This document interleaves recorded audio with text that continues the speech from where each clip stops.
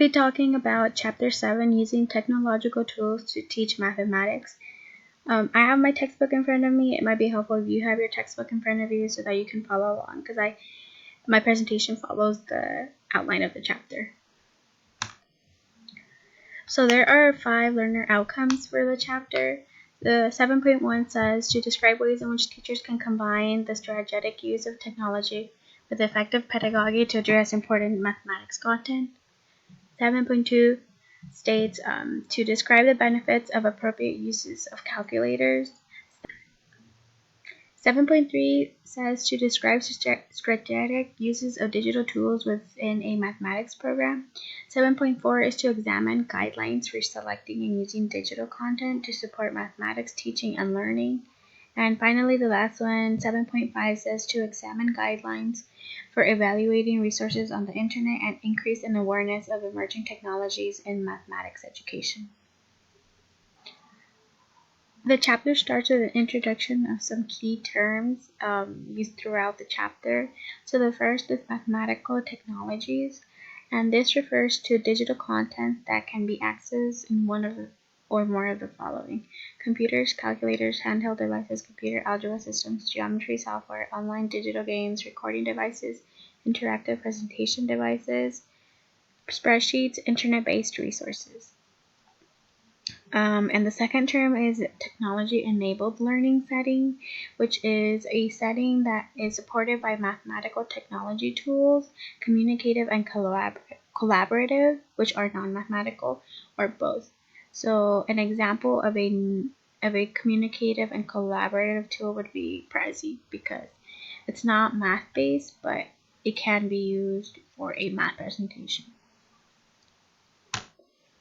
The first subsection in the chapter is about tools and technology. So the chapter gives some reasons why it's good to have tools and technology in a math classroom.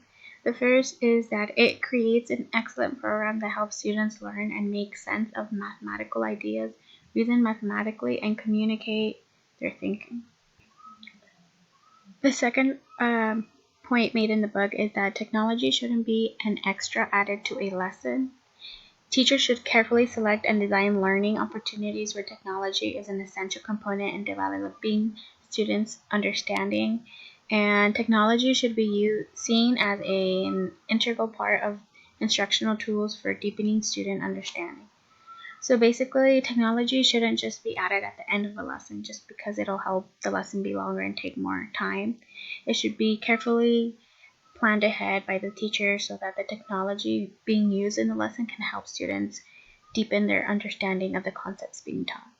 And lastly, technology should be used by teachers as a conscious component of each lesson and a regular strategy for enhancing student learning. The technology should be somehow incorporated in each lesson so that students can have more tools and resources to help them understand concepts being taught. So the next section in the book is titled Technology-Supported Learning Activities. So the 7 genres found in the book on page 128 are organized in a table.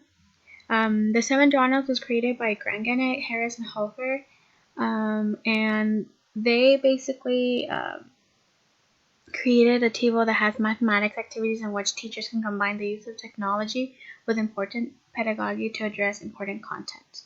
When learning activities are combined and supported by digital technology use, modeling the complexity of real-world applications increases. So students in class can see the concepts they're learning more easily in a real-world application.